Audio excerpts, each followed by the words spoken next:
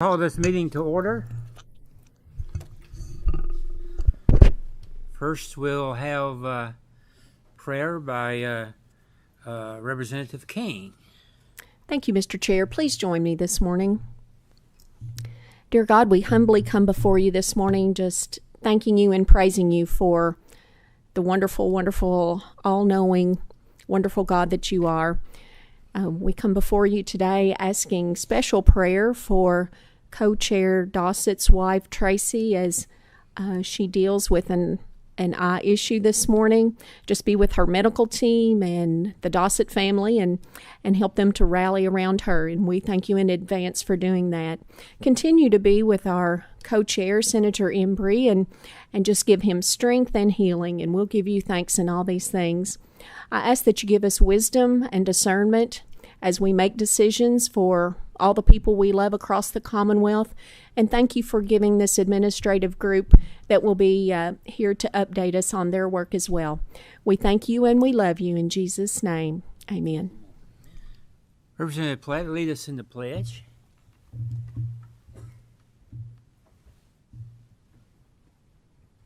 I pledge allegiance to the flag of the United States of America and to the republic for which it stands, one nation, under God, indivisible, with liberty and justice for all.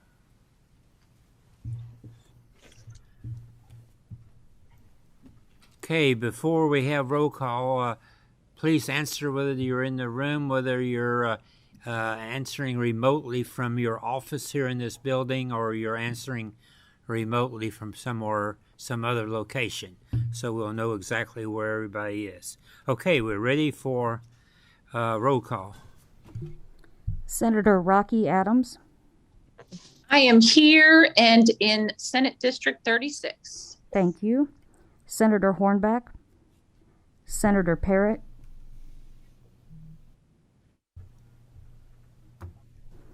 Senator Webb. Senator Westerfield. Representative Brown. Present. In Annex office. Thank you. Representative King. Present in the room. Representative Pratt. Present in the room. Representative Reed. Here in the room. Representative Roberts. Present remotely. Thank you. Are you in your district? In district, thank you. Thank you. Chairman Embry. Present in the room. And Chairman Dossett.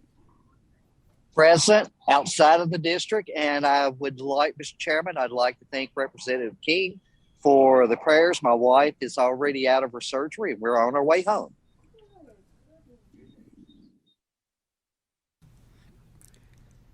Do I have a motion to approve the minutes? So, okay, and there's a second. All in favor, say aye. Aye. Opposed? It is unanimous.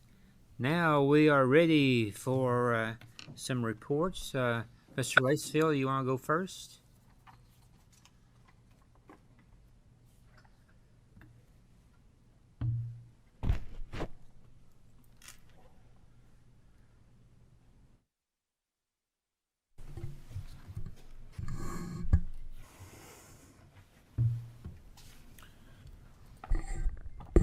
Chairman Emery, this is Brian Lacefield, Executive Director, Kentucky Office of Ag Policy. It's a pleasure to be with you all this morning.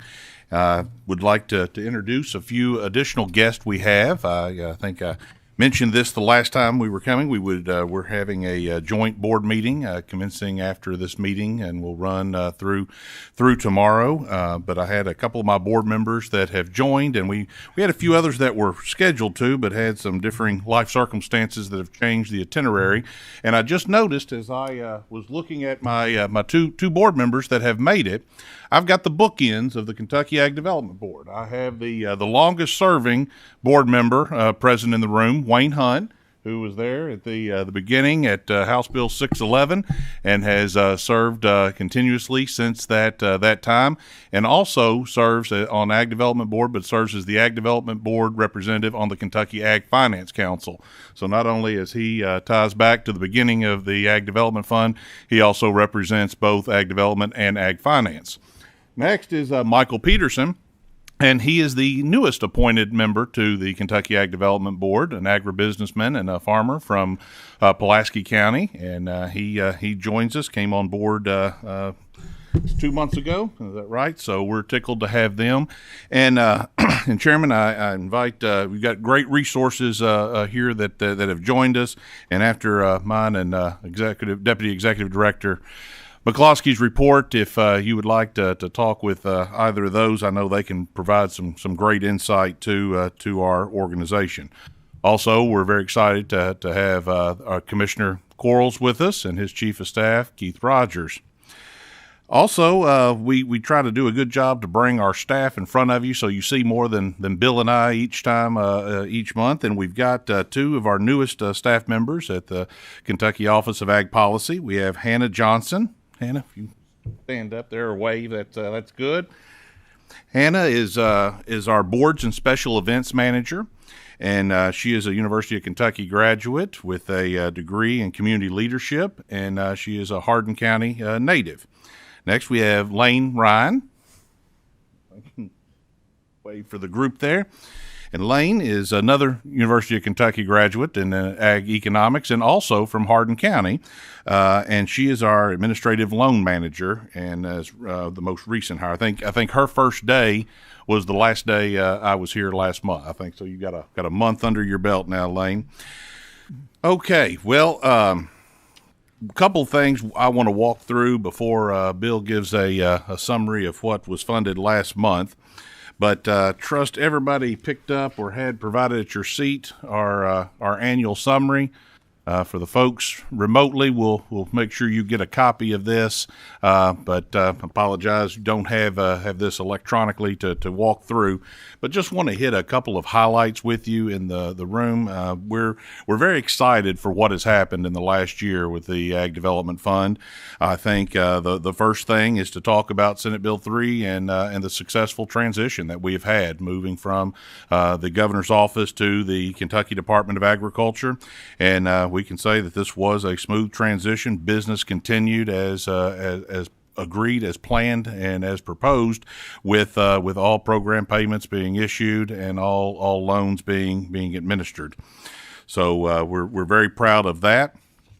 We've got a great message from the commissioner in there. Got on page 6 a list of our board members that currently serve on the Ag Development Board and their home counties, their terms, and then the seat that they fill. As you know, by statute, there are some requirements that the board members filled on that. On page 8, I'm very pleased with the format to illustrate what we have been able to do at the state level and at the county level. And some highlights of our funds. When you look at the last fiscal year, we had 341 total projects that totaled over $36 million. And the majority, if not all, of these projects involved some type of cost share. So you're looking at a 50% or greater of private capital going into this as well. So I always like to, when you look at these investment dollars by the Ag Development Fund, that really needs a multiplier applied to it to look at a times 2 for the overall economic impact. For the cost share putting into it, you're looking at over $70 million in investment in Kentucky agriculture from both a public and private investment. Big programs. We'll talk about in a minute. Our meat processing investment. There you can see what was actually in the calendar year. 31 projects funded, $3.8 million.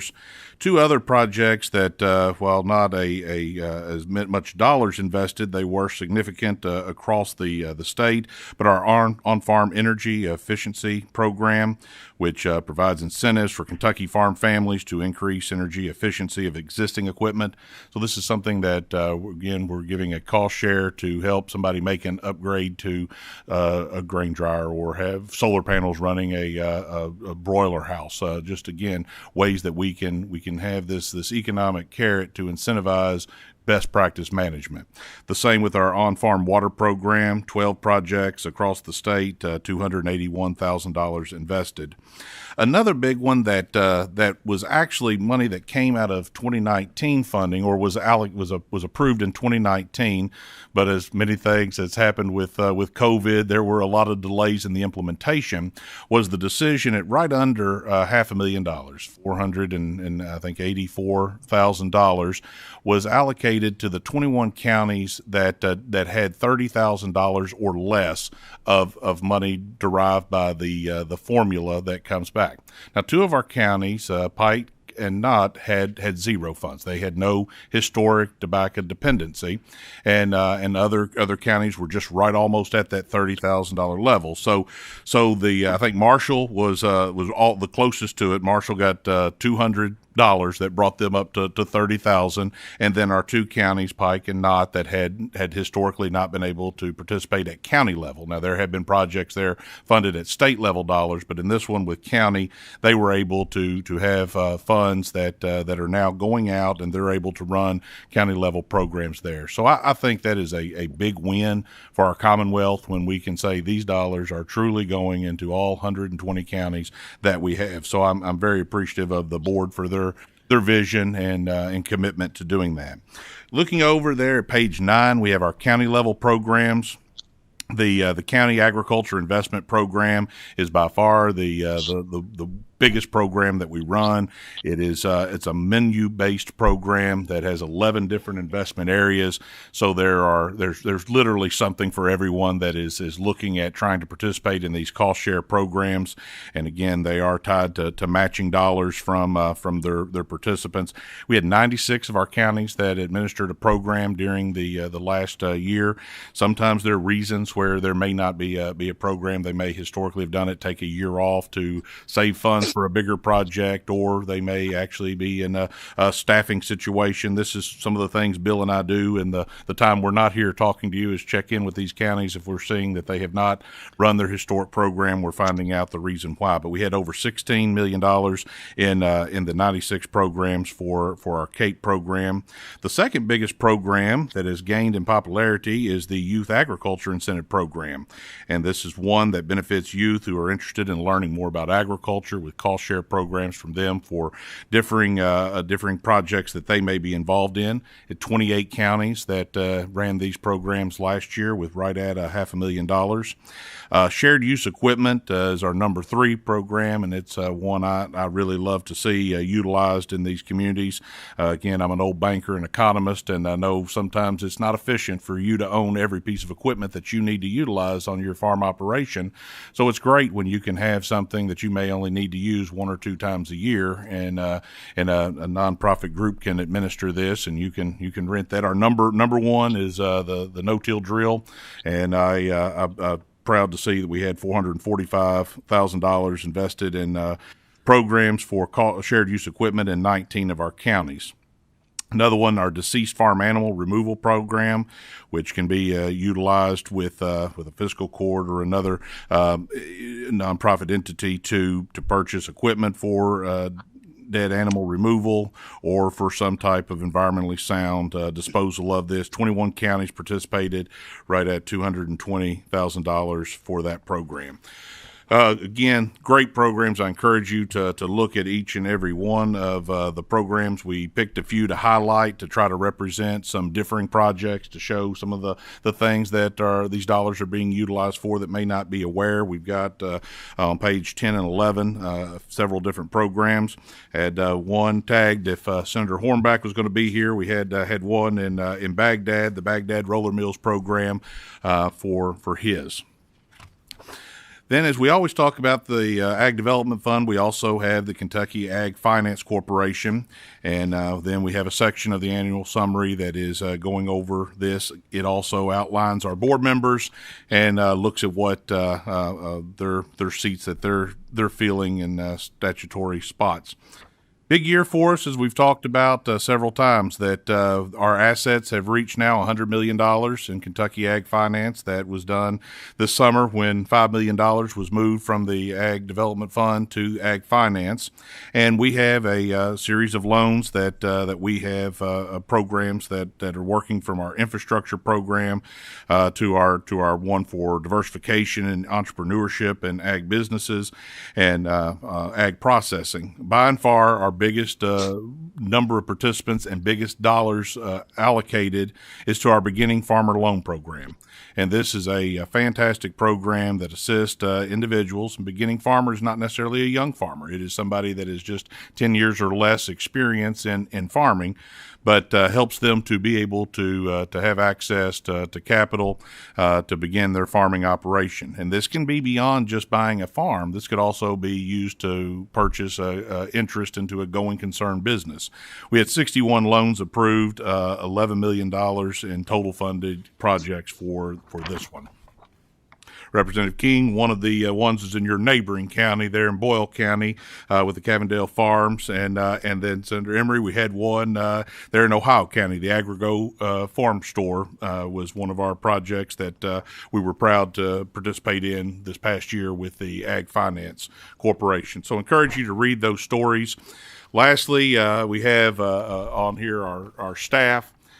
You all get to see Bill and I every month, but it is truly the staff members, the other 13 members of the Kentucky Office of Ag Policy that is making these things happen. It is a lot of projects. I'm very proud at how efficiently we run this shop to be able to administer this amount of funds, this amount of loans, and do this with only 15 dedicated employees. So that's the lineup as they existed at the end of the fiscal year. As you see, we do have some other folks, and also special thanks to Kara Keaton, our communications manager, and her organization. There was a contribution from all of staff in this report, but Kara was running point on that. And then working with Sean Southard and his communication team over at the KDA. So thanks to them. We'll be getting electronic copies of this out, but this was hot off the press this week, and we wanted to share it with you all. Any questions on the annual summary?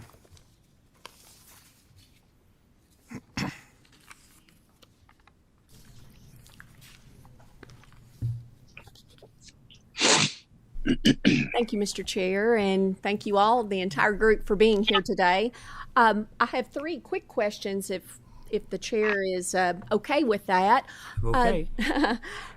Do you and your board see a program that is underutilized? Is there something we need to be taking more advantage of the projects and the opportunities that are available? Well, that's an excellent question, and I think there probably are some of these programs that we have not been able to explore to their fullest potential, and that's one of the things we're going to be talking about here the next 2 days with having both boards together and having a facilitator come in. And last month I talked about the survey that we sent out to all of our stakeholders, all of partners that we work with, and getting feedback with them. So I hope that we'll be able to take from this program some of the things that we possibly need to be doing more outreach efforts on and communicating with our partners and with the UK Extension Service in Kentucky State.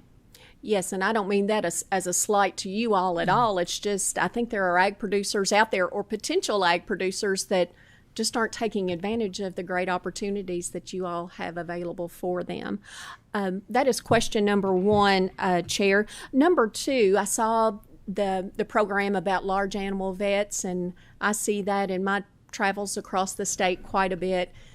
Is there a bit of encouragement, or what can we do to encourage folks? We need small animal vets too, I understand that, but the real need is for large animal vets. Any thoughts, or what can I do at home to help encourage folks to participate in that great industry?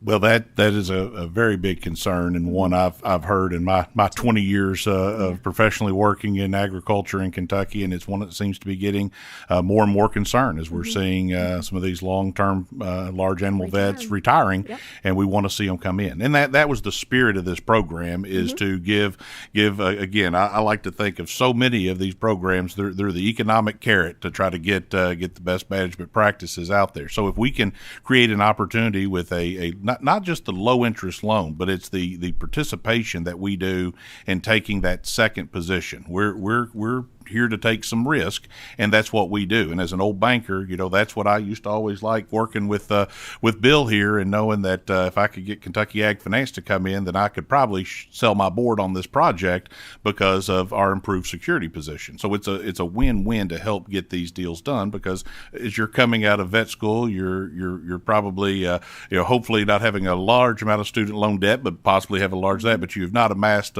much of an equity stake at this point normally in life to where you're going to be in financial position to buy into that practice. So if we can encourage folks or have this program to do this, it creates a pathway. But that's just one. I mean, we need to be doing more to recruit folks to come back into this community. So you all are great folks to centers of influence in your communities. You can be the best salesperson we have when you're doing your town hall meetings to make sure you plug this, that this is a program that's available to everybody in the state. With our ag finance dollars, there is no limit per county like we have with the county funds going in the ag development. So the more participation with this, the better.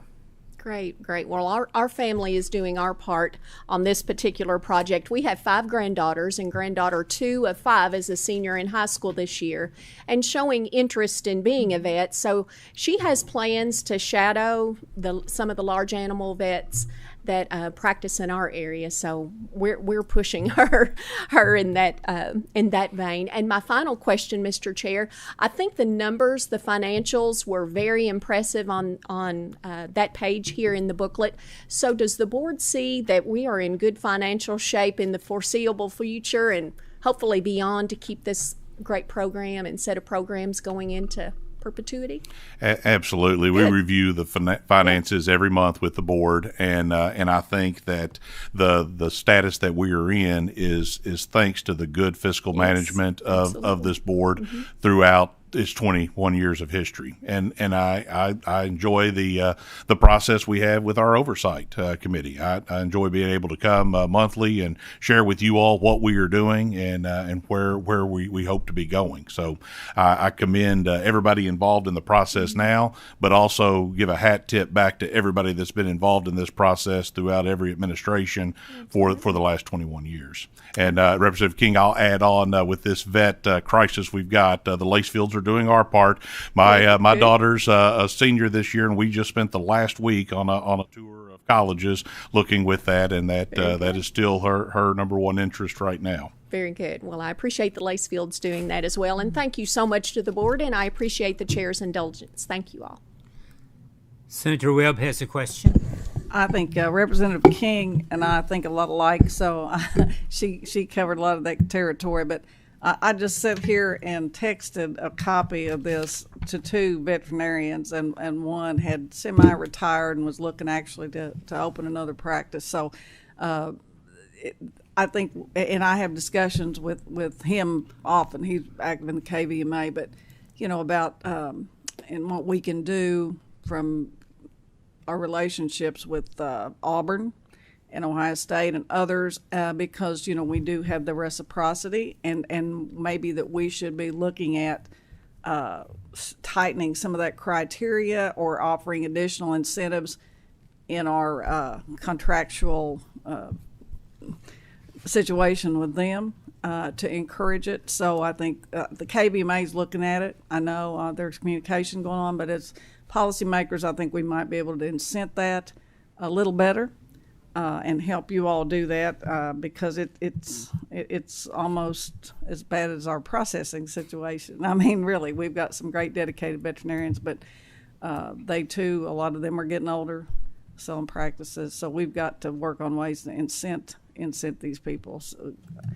And I appreciate the work that you all have done. I think, we are an international model. It's one of the elder statesmen on House Bill 611, the only woman standing, I guess, still. But certainly, the responsible actions of the board and of course, having you there now with your finance background and that kind of thing. I just feel good about the program and proud of it. So I want to thank you all and the commissioner for taking it on. Thanks. Well, thank you, Senator Webb. And if there's no other questions about the annual report, you gave me a perfect segue to the next topic I've got for you on our meat processing. But, Senator Emery, were there any other questions pending on? I see none. All right. Well, the next thing you all should have had in your packet that were provided in advance was our summary on our meat processing. And this has got a lot of information, but I'm going to hit basically 4 bullet points on it, and you can dig the rest out at your leisure. So we have time for other questions and discussion. But the meat processing, and you can see what we have done since the history of the ag development funds. But what I want to touch on is the meat processing incentive program that has just been run. That's gone on in the last the current fiscal year and the one prior. But where we were to date at that report, we had $4.7 million invested in 37 different projects. So on average, $128,000 per project. And then on page 13 of your package, you see a map that really illustrates what I love to see happen with these ag development dollars is truly spread across Kentucky. From graves to green-up, Senator Webb, is how I keep talking about that in my stump speeches. That's because we feed you good. You do feed me good in Greenup County on that. So we truly spread the state with those 37 projects, and then increased the capacity of slaughter capacity in Kentucky 68% with this project, raising it up 22,652 head a year with this increased capacity. Now that does factor when all these are fully online at what we're doing, and that is broken down for you on page 14. And when I'm doing that, when I talk in these terms, we're looking at a beef equivalent, even though we're going to be processing different size animals. We scale that up. So that is and that program continues where we have not seen the I guess we see it slow down at some point, but we still have some active applications that are working through the process. All right, and I mentioned earlier that we'll be, following this meeting, we'll be beginning a 2-day joint board meeting with both Ag Development Board and the Ag Finance Board, and so we're looking forward to good discussion, and possibly Representative King looking at some of these programs that we do need to increase some outreach effort on. But would like to turn over at this point to the Deputy Director, Bill McCloskey, to recap the programs and projects that were approved at the last board meeting. Okay, Bill, identify yourself officially for the record and proceed with your monthly report. All right, thank you, Chairman. Bill McCloskey, Deputy Executive Director.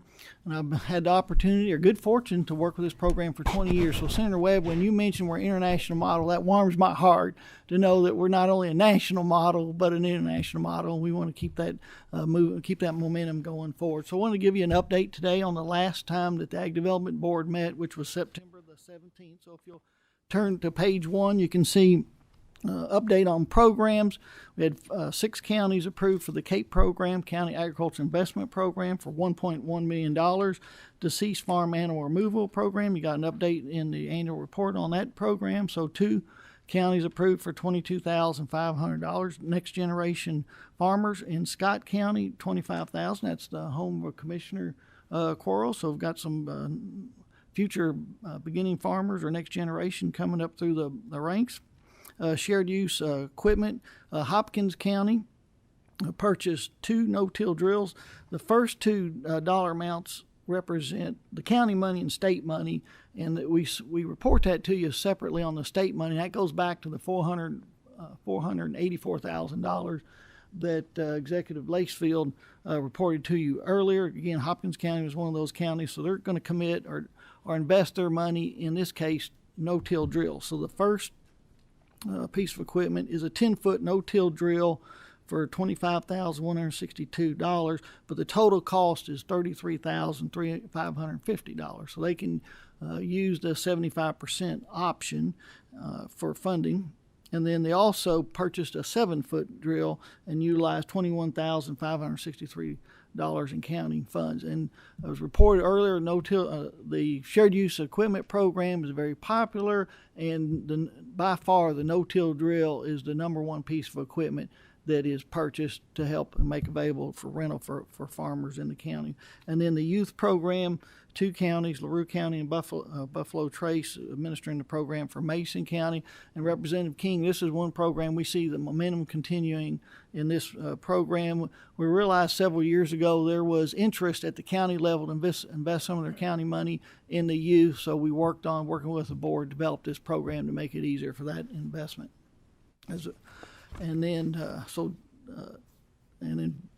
Buffalo Trace is also on page 2. You get a report on administering the program for Bracken County, and the ad district in Mason County, Buffalo Trace Area Development, is very active in administering programs or assisting the counties administer the programs in those counties. So total commitment in county money, $1,357,040. All right, next you're on page 3. So we got the program amendments. Oldham County is making an amendment of $1,000 to their youth program and $11,000 to the CAPE program. So in a lot of cases, Representative Pratt, the counties will commit a portion of their money to a program, hold back money for future possible projects, and if those don't materialize, then they'll come back and do an amendment and commit the money to the program if they've got a waiting list. And then you can also see there at Nicholas County Conservation District, $12,600 to commit to their CAPE program. Next, on page 4, we have the update on farm water small-scale grant project or program, and this applicant was approved for $10,000. Actually has 100 acres of vegetable production. So, Senator Webb, we like to see these type of projects as we're the whole initiative of this, or what you're charging us with, is helping these farmers transition out of tobacco and other enterprises. So we see vegetable production continue to increase. This money will use for a micro irrigation system and plastic culture equipment or supplies to help them be more efficient in raising their vegetables. Next, we get into projects on page 5. Is Creation Garden. So they were approved for $373,259 in state funds to renovate and repurpose a facility in Bardstown to do e-commerce and selling Kentucky products, specifically Kentucky Proud products. Now, we've got a history of working with Creation Gardens. I know y'all had updates from Dave Maples and Cattlemen's Association about the Beef Solutions program, where they're working with cattle producers to identify and for the Beef Solutions program. They're processed at Marksbury Slaughter Facility in Garrett County, and then they go to Creation Gardens, be ground up into hamburger, and then distributed to Kroger for Kentucky Proud hamburger. Well, Creation Gardens is that company that's part of that supply chain that's providing the grinding the hamburgers. They also have distribution of food products to institutions and restaurants in every county in the state. So this is going to be expansion of what they're doing, specifically in the e-commerce segment, where farmers will be able to, or Kentucky Proud products will be aggregated here at the Bardstown location, and consumers could go online and buy different products, and they'll put them together in a package and mail them out.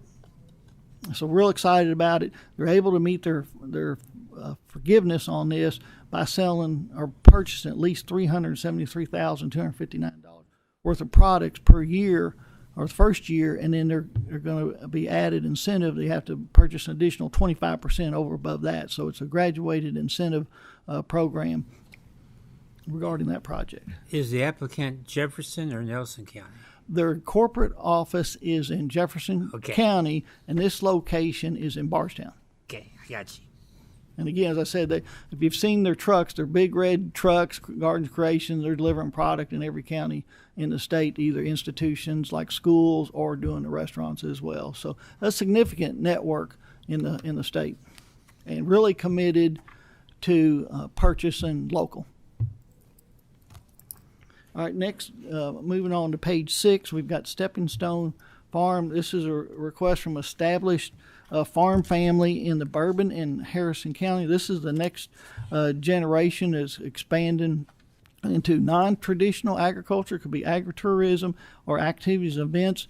The principals on are Allie Barnett and Hannah Barnett, their sister-in-laws, and Allie has experience in the special events sector, and so she's bringing us back to the farm. You see the application summary, the different types of activities and programs. They asked for a requested $300,000 in state funds. Now, when the Ag Development Board looks at these type of projects, they're looking at and trying to evaluate what's the impact, and is it beyond just the individual? Is there going to be impact in the county to other producers or regionally? If it's more limited to the individual, they'll look at matching county money with state. So in other words, they have to request county money, can be matched by state, and then we also offer the Kentucky Agricultural Finance Corporation under the diversification. The DEAL program is the acronym on it, but it's diversification through entrepreneurship. It's one of the programs that we reported on earlier. They did make a request. That's one of our newer loan programs that's targeted to non-traditional agriculture. So if you got young, in this case, the next generation, or that are coming on and wanting to do different types of offer different kind of products and services for farmers or consumers, they can access the loan program, which again they were approved for a $250,000 loan under Kentucky Ag Finance Corporation. By the way, Representative King, we've got 700 loans in the Ag Finance program. As I was reporting to Executive Director Lacefield and Wayne Hunt this morning, they're all current. And so, and one of the reasons why we've been so successful on Ag Finance is we do the participation arrangement. The application originates through the lender and then is presented to the Ag Finance Board. So that's an update on this project.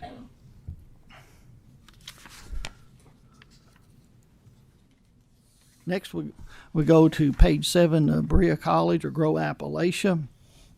They were approved for $260,575 to continue their services they offer farmers, mostly in eastern Kentucky.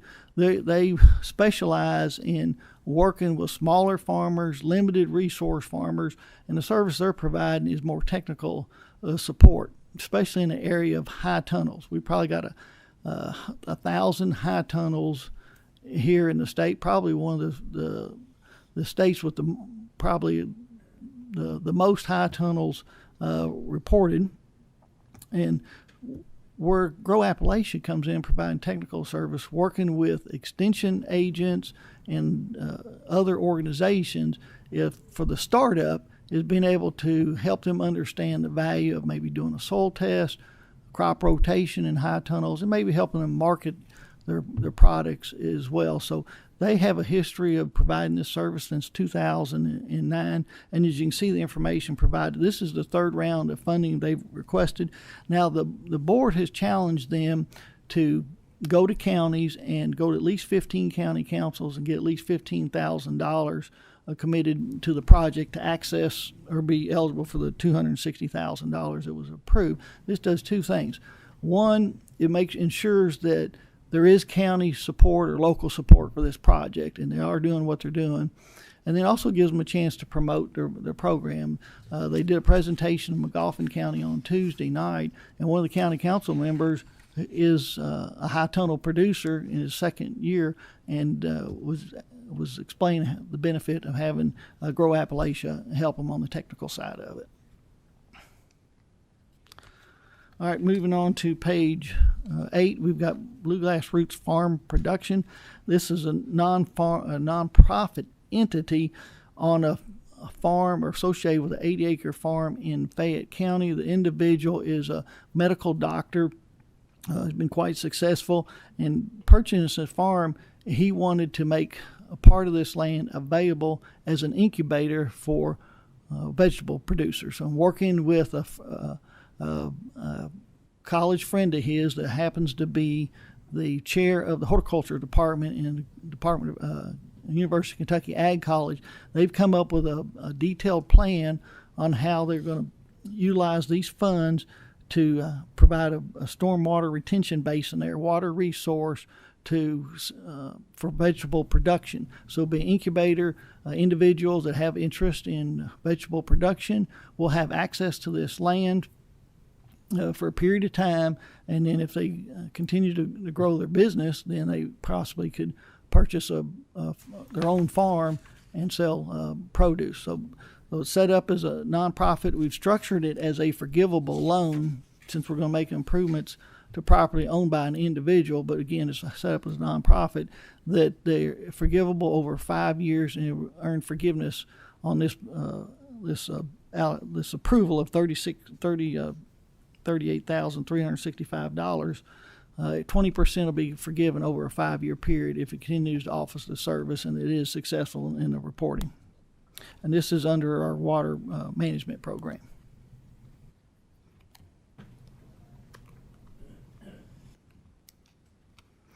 Next is on page 9, we did have a project that was denied under the water small scale program because it didn't have the sufficient gross farm income to meet the requirements. And then to wrap up, page 10 and 11 is just our press release. Be glad to answer any questions.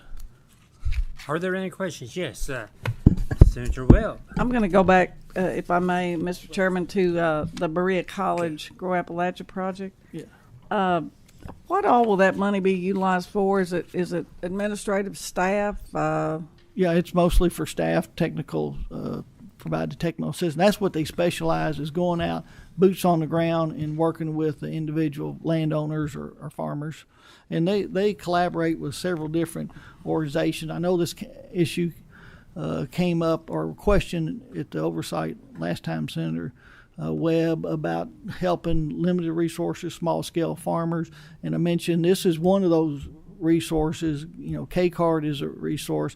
Kentucky State University is a resource with their small scale grant program as well. Obviously, University of Kentucky, presence in every county. They work for Natural Resource Conservation Service. So there's a myriad of different organizations out there that are structuring programs to help small limited resource farms. Will they be based in Berea? Are they given space, or how's that cooperation? They're an existing working? They've been in existence since 2009. There was a investor that supported this program at that time, and then he's reduced his amount of investment over the years, and then they started requesting the funds. So when they first approached the Ag Development Board, they did have a body of work that showed that they were successful in providing those services. And so they collaborate with a lot of different organizations I mentioned earlier. So a lot of good support. I'm a little familiar with it, but it looks like they've got, federal support too. So yeah, that criteria and accountability will be there to multi-tier levels, I assume. Yes, ma'am. And then if I have one more, if I may. On the Bluegrass Roots Farm Foundation, what is the criteria for success on the forgivability of the loan? That it continues to work with at least 6 to 8 producers. They're growing the production involved in the incubator. And they've got a detailed plan, and this project has been supported by, obviously, University of Kentucky, and Dean Nancy Cox has been very involved in seeing this project going forward. So I was just curious about what the criteria of the successful, how we're going to deem it successful on the forgivability. We have a legal agreement they have to execute to get the funds. It's all on reimbursement. It has to spend the money to document that the resources are going to be available to the 6 to 8. Well, it's on 6 to 8 acres. I have to get the specific number of producers they're going to be working with. We can get that information. I just was curious because I think we're going to be seeing a lot more on the water side in the next 10 to 20 years. And I think, any successful model, and I think the committee needs to know where we are in that and what the successful models are, because I think we're going to be seeing more of that kind of need for assistance. But thank you, Mr. Chairman. Representative King has a question. Thank you, Mr. Chair. And may we go back to Creation Gardens project really quickly? I just want to make sure I understand correctly. So they will be branching out from a wholesale or distribution model to including retail sales to? Well, it's more Home of an Cooks Like Me, or what? They call it e-commerce, where it's a fulfillment center. So you, as a consumer, you might go online and say, I want different products grown here locally, and then it'd be aggregated there at the Bardstown facility. They'll put them together as a package and then mail it out to you.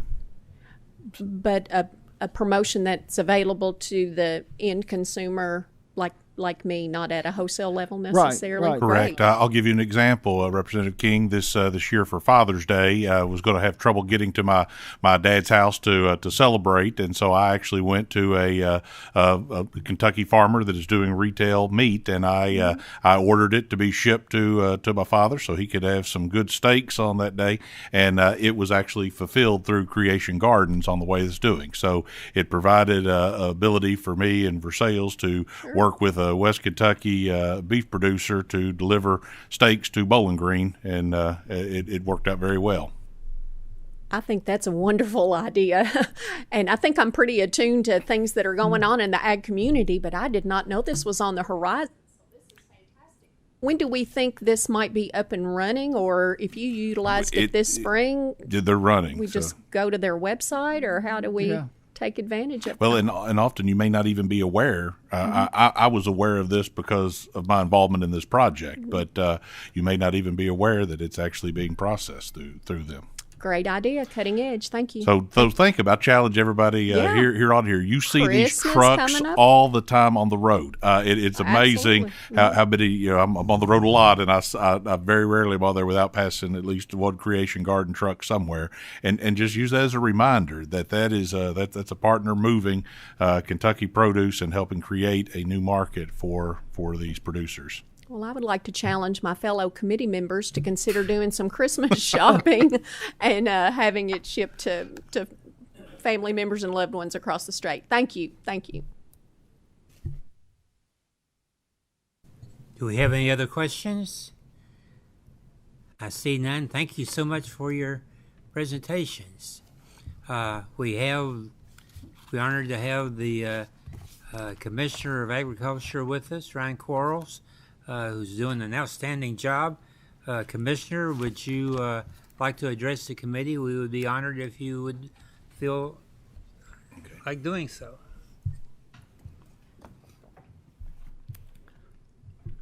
Thank you, Chairman, and those joining us from afar. As you can tell, Ryan Quarles, Commissioner of Agriculture. As you can tell, we have wonderful staff. Lots of programs that are really being utilized. We can do a better job promoting it. But every meeting we go to that I have the opportunity to attend, all these programs work because we have dedicated staff. They're working very, very hard. And I just want to say that the transition of the Ag Development Board, I think, has been very successful. And we did not see any disruptions in service, disruptions in loans or grants, and we take that as a compliment. In fact, the last thing we have to do is move them over to main campus, and we're in the process of doing that right now. Director Lacefield talked about what we're going to do this afternoon and tomorrow. This is the culmination of about 4 or 5 months of just review of what's going on. We have a great 20 years behind us. What about the next 20 years? And so this afternoon will be the second time both Ag Finance Corporation as well as Ag Development Board are going to meet jointly with some great facilitation by K-Card with Lita Bots. And we're just going to check the oil, kick the tires, and just see if there's things that we can do better. In fact, we put a survey out to anyone that was interested, and over 500 people responded back with suggestions or tips about what we can do better. And so that's what we're going to do this afternoon. Of course, we appreciate your all's input on that as well. One last thing. We hit $100 million in our Ag Finance revolving loan fund. That is huge. That is huge. And Mr. Hunt sitting behind me, I'm sure he'll like to say a few words as well. But that's what this program is going to be in perpetuity. That regardless of what happens with tobacco settlement dollars in the future, we have something that Kentucky is going to have forever to help out our, especially beginning and new farmers, but everything agriculture as well. And so this is a transformational investment. When House Bill 611 was passed, I was a senior in high school, And I remember one day in our FFA class, we had to write an essay. What would you do in Frankfurt with this tobacco settlement money? And I forget what I wrote, but I think that, but you all got it right. and it's been great. It's been great. Just a couple things while I was sitting, I was able to look up some information. We can do a better job of promoting the vet program. And that's one thing we're talking about during this transition is making sure we remind folks about programs are available. In fact, USDA has a loan forgiveness program. And one thing that we actually were in discussion with on Monday with one of our vets at KDA is that we need to be promoting that while students are in vet school. That I think that there has been somewhat of a disconnect there. And so I talked with Dean Calvin. He's the dean of the Auburn Vet School.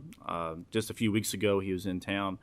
And I think that not only do we need to remind the students to be thankful for the reciprocity agreement, which has been in place since the Harry Truman administration, but we also need to make sure that those who want to go into large animal know that they can start having those loans repaid if they qualify for this USDA program. And that's something I think that can be better utilized as well before they even graduate. And the last thing I've got is you talked about this fulfillment center. That's just an outgrowth of the Kentucky Proud program as well. I know we have Melanie with us today as well, but that just shows you how this program's evolving. We're trying to be more consumer friendly and get onto the splash pages and websites so that we can just continue to promote from within by utilizing these funds. So with that said, Mr. Chairman, thank you for having us today. And I know we have some board members here, and I'm not sure if you'd like to introduce those. You already did that earlier, but I'm sure they would like to say a few words if you have any questions. Thank you so much. Mr. Hunt, do you have any remarks you'd like to make?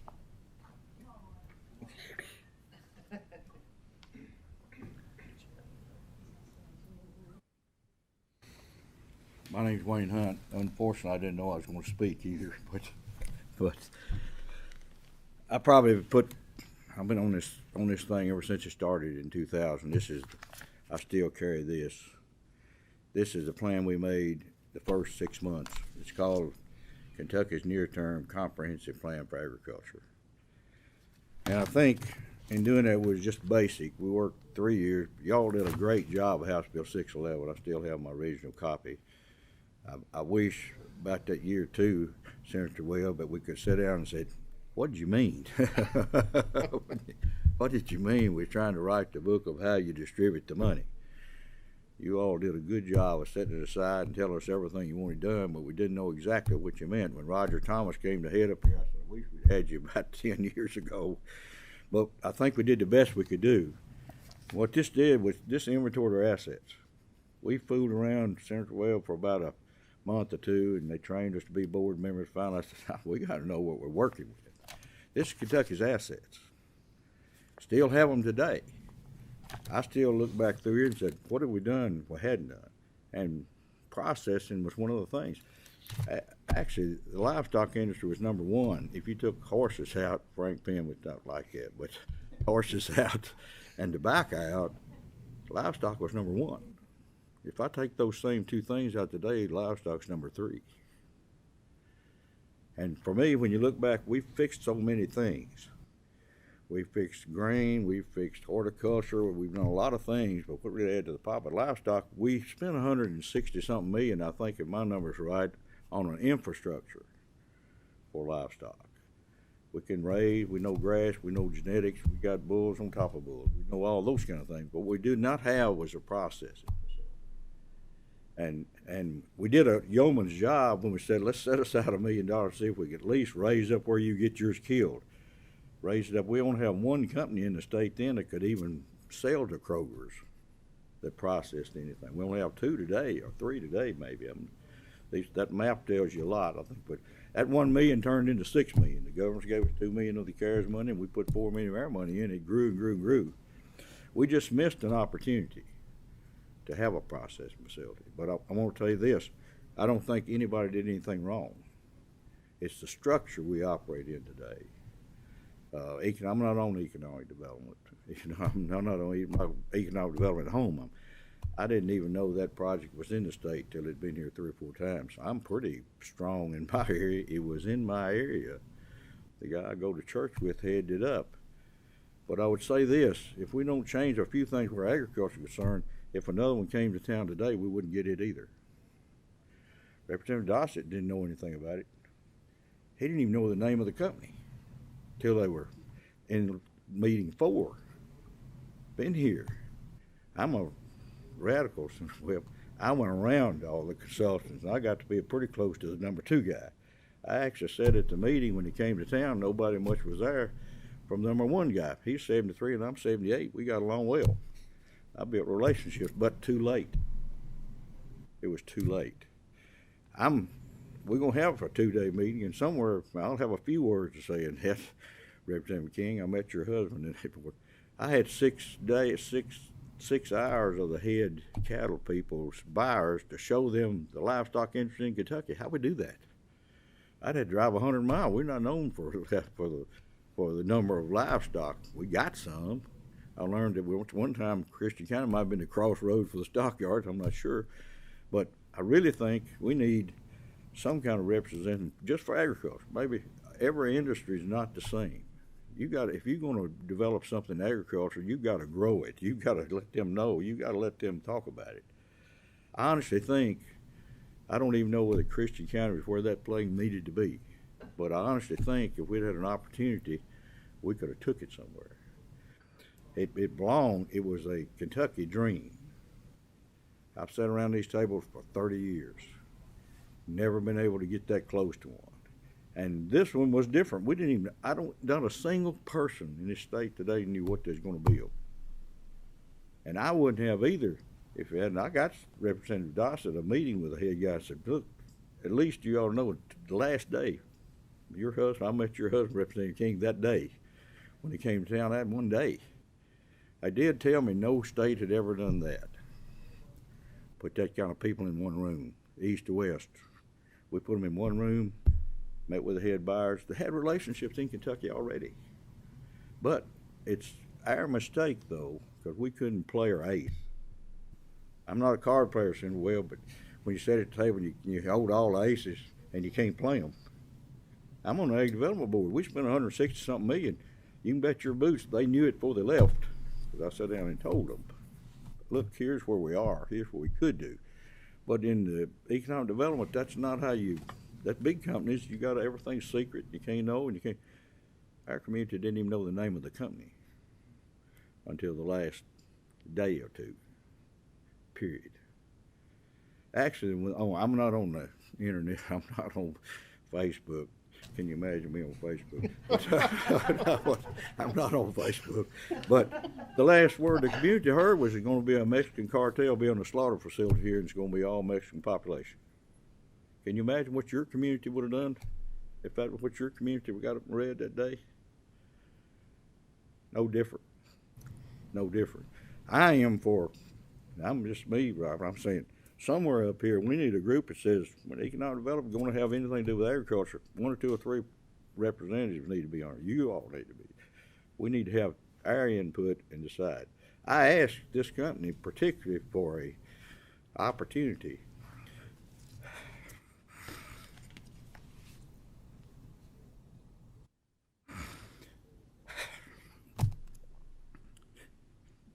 to bring them to the state. And I think we might get it. Senator Webb. I can't, I'd be remiss not to follow up on that because this man's given a whole lot of time, effort, love, and energy to agriculture in Kentucky. And to me, he's an icon in the industry, and I value his opinion. And I think a lot of people missed an opportunity, not including Wayne Hunt in this, along with Commissioner Quarles and maybe even me, since they might have been up in my neck of the woods too. But I'm devastated over this lost opportunity, and I don't, again. Representative King's husband's going to be president of the Cattlemen's. I've discussed it with him, and economic development's going to hear from me. I've been doing this a long time, and even when I was writing the budget in the House years ago, we couldn't get the information we needed from economic development then. This is a systemic problem it is I'll sign a non-disclosure too. I know the commissioner would, you would, anybody would. I've represented, big corporations. I've been their general counsel. I've dealt with foreign countries in the coal business. I'm an officer of the court. I'm not going to breach an NDA. It's unconscionable to me that we don't have the opportunity to participate on a level because we're usually coming up with money for incentive packages in some form. We are the appropriators in this branch of government, and we take it very serious. But we are the appropriators of money. So if we're appropriating money, we need to know what's going on at some point. And that brings me to something I talked about in committee, and a lot of you have heard me talk about it for 20 years. But the misinformation campaigns that are run can have many tentacles. And a lot of them go back to the Humane Society of the United States, to PETA, to entities that do not like animal agriculture, do not want it to flourish, don't want our farmers to not to produce, want us not to produce, or me to ride a horse or use a horse or own a horse or an animal. That's how extreme these folks are. These are the measures that they will go to thwart these projects. And sometimes you've got to have pretty thin skin to withstand it. I don't, I've got thick skin. I can handle it. I've handled them for years. I don't care. But these are considerations that we've got to be talking about, and we've got to prevent. And if economic development doesn't understand this, whether it's an equine industry, which our livestock now, thanks to my bill, but it's any animal enterprise are going to have these campaigns run against them. The media, more than willing to listen and put it out there. They've got Facebook. They do have Facebook. They've got a 10 or 20 year campaign to do away with animal agriculture. And that's a global thing. It's not just us. So we've got to have representation and people who are knowledgeable to prevent this stuff from happening, because it really affected the state bottom line. It's affected the state bottom line, and it's affected our food supply chain. And it might put a couple producers out of business, and that's what they want. So I'm going to get off my soapbox now, but we've got to do better in education and knowledge, even of our own people that are making decisions sometimes. And I've had this talk with Auburn University on training our veterinarians, because with HSUS and PETA don't want large animal veterinarians. They want to make and we've got to start with curriculum. We've got to do better, folks, because it's coming to a head, and we've got to start being a little more proactive out there. But long story short, economic development has got to have a component for agriculture. I'm in total agreement with that. I will, believe me, make that known even probably today, and I appreciate you, Wayne, and we're going to keep at it. Kerry's going to keep at it, and the cattlemen of Kentucky are going to keep after it. But thank y'all. Well, I appreciate you. I want to be sure I don't leave you. I'm not knocking anybody. I think it's a system, but every good thing has an end. We may learn something of how to do, because this place had a place in Kentucky, and somewhere, I don't even know where it is, but somewhere, it really should have come from the state. And the state said, where do you want to be? And sell that community before you get there. Because this young man made a statement. He said, I lived in a Nebraska farm where a slaughter facility was, and I held my nose every day I went by it. They have built a terrible reputation, slaughter facilities have. Pembroke, Kentucky didn't do anything wrong. Pembroke, Kentucky didn't even know what they were facing. They had Facebook. They had all those kind of things. And it was close to a pretty large, fancy subdivision, but it still was somewhere in here. It fit. It was an answer to a Kentucky dream. I just think some kind of system said, we don't show you the state. You tell us where you want to be. You tell us what it is, and we can go and get enough behind it done. To go into economic development says, how much money? I talked to some legislators. How much money would you put in this company if they were satisfied to come here and picked out their place, and it suited? because it was the last straw for me, I think, to finish up what we've tried to do with this money. And then I think we'll have another chance. This young man, if he does, I don't know whether I got close enough to him. I was in Dallas, Texas. I called him in the morning and made the decision. But he said, and I did. I'll say one more thing. Somebody got together up here and said, we owe this company an apology. The state does. And I offered to fly anybody who wanted to go to it. I called him and said, they'll do that. And he said, don't need to do that. We're only going to be 4 hours away, Wayne. Kentucky can be a part of this thing. This is not the last one we're going to build. More than likely. He said, I will come over there. Give me 3 or 4 weeks. I'll come over and have some meetings with you. I hope he does. I don't know. I've bothered him enough. But I didn't break any laws. I didn't sign any papers. I honored him. I was in the room when he said, but finally, I said, it's like being in a card game. You can't play your aces. And the young man said, I got a deck of cards. Tell me how to play them. I just couldn't do it. I appreciate what you do. This statement on the bottom here for ag development has drove me. This was our original statement. I don't know whether you got a copy of this book or not, but you ought to have one. Because this is what we saw in Kentucky in 2000. And I think we touched almost every part of it. I appreciate what you all do. Representative King. Thank you for your indulgence, Mr. Chair. I just wanted to say, please be of good courage. Please be of good courage. Don't give up. We appreciate your strong efforts on this project. We know your heart. We know your motivation, and it's not going to be wasted. It's going to make good things. I appreciate your forethought and your 21 years, maybe even plus, of service on this important board, and I think you're going to have good changes. I think you're going to see good changes in the future. So please be of good courage. Well, thank you. The good Lord bless me. I'm the most blessed individual you ever see. Thank you, Mr. Chair. Thank you. Is there anyone else wishes to address the committee? Okay, that concludes our agenda. Our next meeting will be November the 10th at 10:30 in this room. I will entertain a motion to adjourn.